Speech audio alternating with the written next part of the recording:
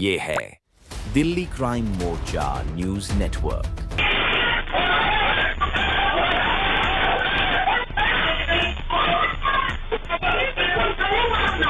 गला दबा दिया, ये यहाँ पे लगा के गेट में पीछे लेके चला गया और पीछे से उसका बेटा नोनू भाग के आया, पीछे से मम्मी के बाल खींचे, कपड़े खींचे। जब उसने देखा कि मेरा बेटा चला गया है गुड़िया को लेने, तो मतलब ईंट उठा के गाली देते हुए आया। तो जब मैंने देखा कि वो ईंट उठा के मारने आ रहा है, तो मैं मतलब अंदर जाने की बजाय बाहर आ गई कि अंदर वो मुझे मार भी सकता है और कोई प्रूफ भी नहीं होगा मेरे पास। एकदम से उसने लात मारी खिंचा के, वो मम्मी मेरे ना आगे आ गई एकदम से, तो वो लात ना मम्मी के पेट में जाके लगी है और मम्मी को उस दिन से बहुत ज़्यादा दर्द हो रहा है। कानूनी प्रक्रिया इतनी लचर है इस समय कि औरतों को मदद नहीं मिल रही। मेरा जो केस था वो अलग चीज़ होगी, बट औरतों पे हाथ उठा रहे हो आप, आदमी हो के औरतों पे अगर ऐसे जानलेवा हमला कर रहे हो, उसके बाद भी आपको कोई कानूनी मदद नहीं मिल रही है, तो सर कहाँ से संतुष्टि होगी। चक्की से भी हमें परेशान करते हैं सर। जैसे मतलब आटा उड़ता है ना, तो हमारे घर के सामने एग्जैस लगा दिया कि इनके घर में अंदर जाए आटा। जो चक्की घिसते हैं, बाहर रोड पे घिसते थे बैठ के, तब पंखे से हमारे घर की तरफ आटा उड़ाते थे। तो परिवार में किसी सदस्य को इन लोगों ने नहीं छोड़ा? नहीं, अब बस बेटी बच्ची है मेरी 3 साल की, अब उस पर हमला हो जाएगा तो बस हो जाएगा कि पूरे परिवार को कर दिया हमने। तो इनके कॉन्टेक्ट किसी नेता से है, राजनीतिक इनके जान पहचान है, इसलिए किसी की घर के महिलाओं को मार सकते हैं। हाँ जी। ईंट से एक महिला के ऊपर हमला करना, उसके निजी अंगों पर हाथ डालना, उसके कपड़े फाड़ने का प्रयास करना और उसके बावजूद पुलिस की तरफ से कोई कठोर कार्रवाई नहीं करना, ये किस तरह की व्यवस्था है, किस तरह की लाचार व्यवस्था है? क्या पुलिस इंतजार कर रही है कि इस परिवार को मार दिया जाए, इस परिवार में किसी सदस्य की मौत को घाट उतार दिया जाए, उसके बाद पुलिस कार्रवाई करेगी? नमस्कार, जय हिंद। आप देख रहे हैं दिल्ली क्राइम मोर्चा। इस वक्त मेरी मौजूदगी राजधानी दिल्ली के सागरपुर इलाके में है और मैं ठीक थाने के बाहर मौजूद हूँ। आपको बता दें, यहाँ पर अक्सर जो आप देखते होंगे कि पड़ोसियों की लड़ाई कई बार सामने आती है, लेकिन क्या आप अंदाज़ा लगा सकते हैं कि एक पड़ोसी लगातार आपके परिवार के ऊपर हमला कर रहा हो और हमला इस कदर कि आपको जान से मारने की कोशिश की जा रही हो, जब आप घर में ना हो, आपकी महिलाएं जो घर में रहती हैं उनके ऊपर हमला किया जाओ, उनके पैर और उनके तमाम जो शरीर के अंग हैं उनको टच किया जाए और उसके ऊपर ईंट से हमला किया जाए और उसके बावजूद जब आप पुलिस में कंप्लेन करें तो आपकी पुलिस बिल्कुल भी ना सुने। ऐसा ही एक परिवार के साथ इन दिनों हो रहा है सागरपुर थाने के अंतर्गत।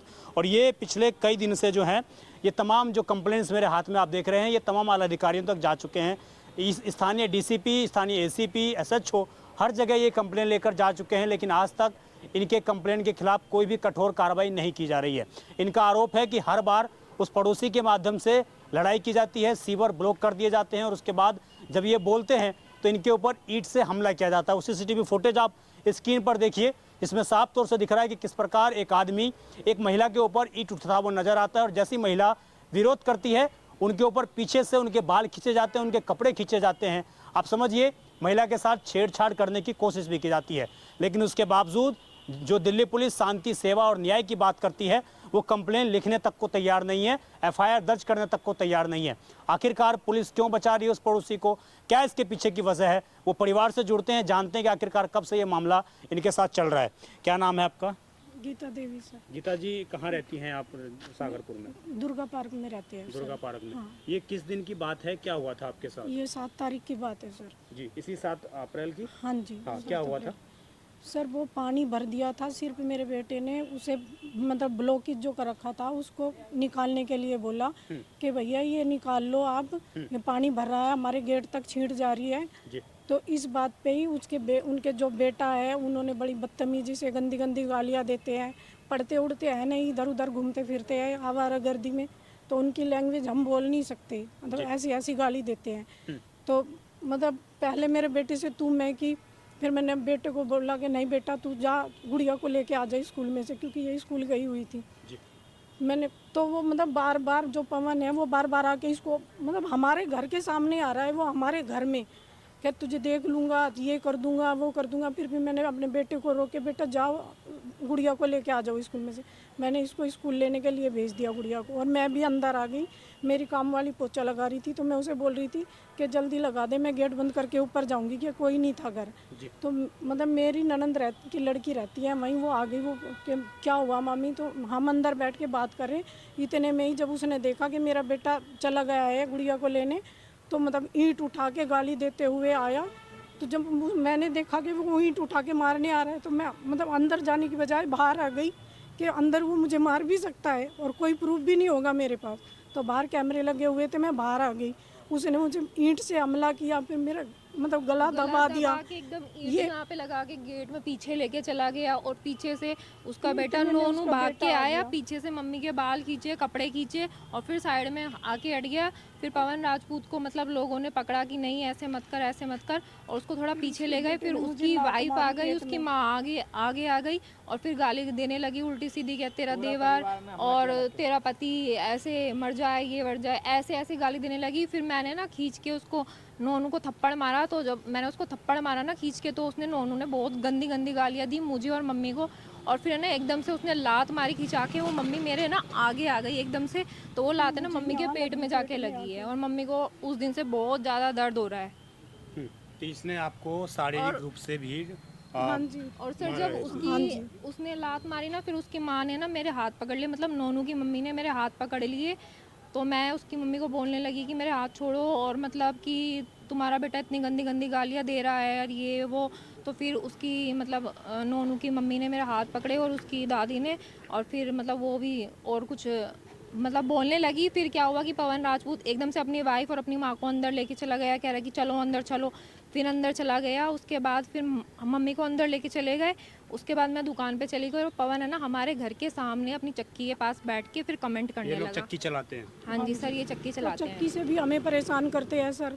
जैसे मतलब आटा उड़ता है ना, तो हमारे घर के सामने एग्जैस लगा दिया कि इनके घर में अंदर जाए आटा। जो चक्की घिसते हैं, बाहर रोड पे घिसते थे बैठ के, तब पंखे से हमारे घर की तरफ आटा उड़ाते थे सर। फिर भी हमने भगाने की प्लानिंग है पूरी इनकी। फिर भी सर हमने मतलब ये करके कि लड़ाई ना होए, हमने अपने गेट में सीट लगवा ली। सीट लगवानी पड़ी क्योंकि 2 साल तक हमारी सास बेड पे थी, उन्हें अस्थमा था। जब हमने इन्हें बोला कि भाई अपने इसमें है ना पन्नी लगा के पीस लो, हमारे घर में अस्थमा का पेशेंट है, तब भी कह रहे उखाड़ लो, जो उखाड़ना नहीं लगाएंगे हम, जैसे पीस रहे हैं ऐसे ही करेंगे, उखाड़ लो जो उखाड़ना। ये चक्की भी उनकी लाइसेंस है? बिना लाइसेंस के ही सारा काम चल रहा है? कोई लाइसेंस नहीं है, ऐसे ही है सब, बिना लाइसेंस के।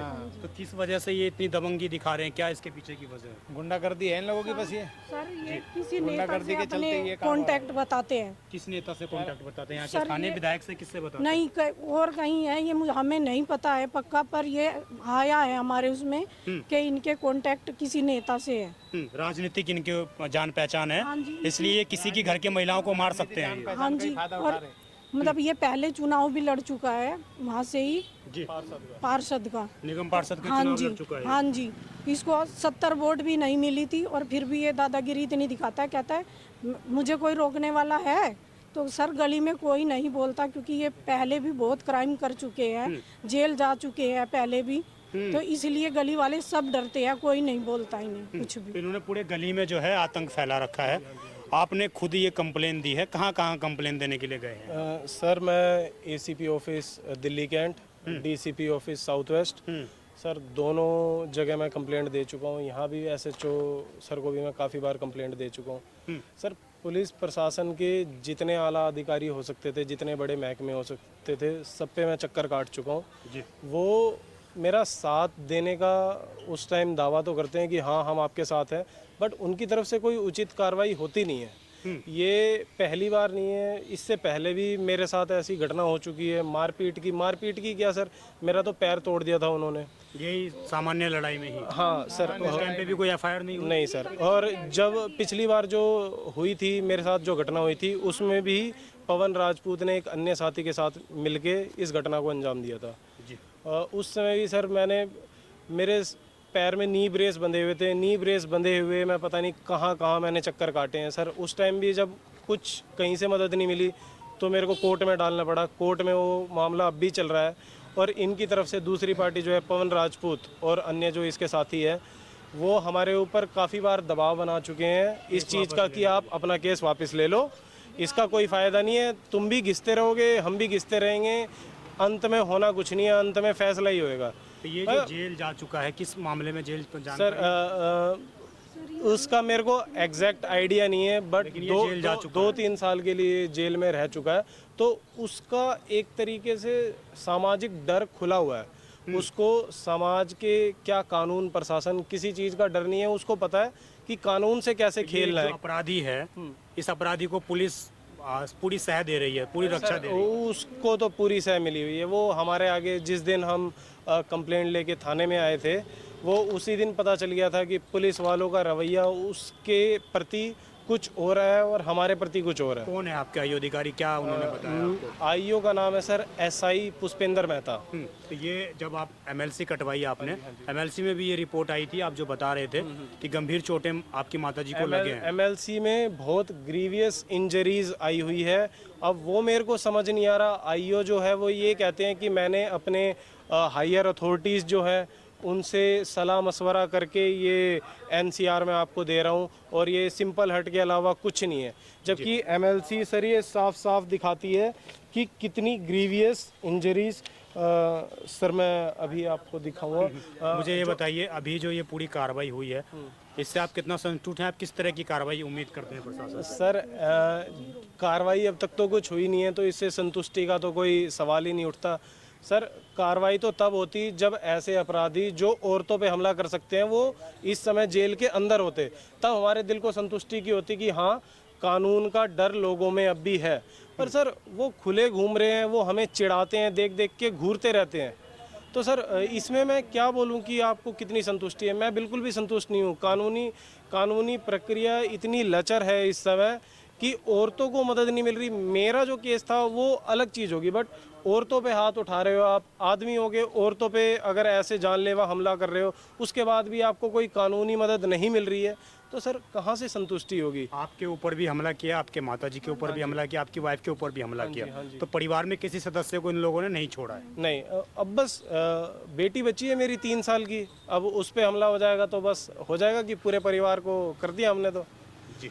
तो सीसीटीवी में जो दिख रहे हैं ये दोनों कौन है? ये सर ये बाप बेटे हैं। पवन राजपूत जो चक्की का मालिक है और सार्थक राजपूत जो पीली टी शर्ट में दिख रहा है वो उसका बेटा है, पवन राजपूत का। है बालिग है? सर ये 21 साल का है सर। 21 साल का।